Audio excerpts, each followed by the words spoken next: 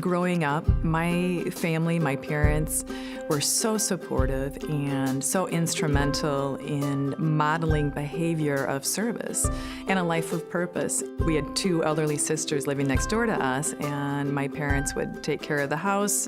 My younger sisters and I would mow the yard. In return, the sisters would knit us mittens and hats, very colorful, and we got to each pick out a pair. It was so much fun. When I think of my parents and that type of a family environment, it's a blessing in my life that I hope to give to other people that don't have that kind of a support system.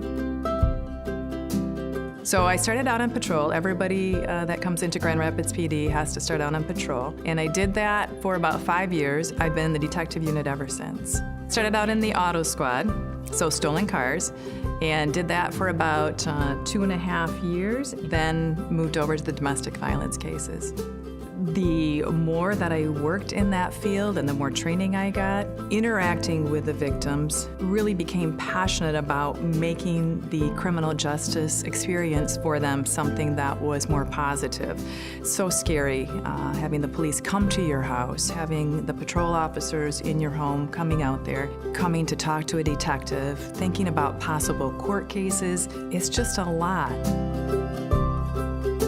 One thing that's important is to be a listening ear and just have her be heard. And the children have a special place in my heart.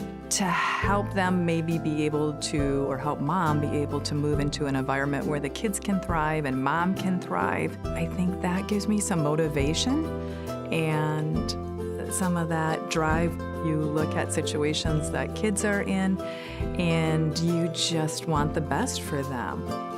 One of the exciting things coming up that in my career here in the advancement of domestic violence, we are in the process of forming a domestic violence court. Which suspects can we get into which programs? Taking a better look at that and having one judge dealing with certain cases. Right now we're looking for some funding. That excites me.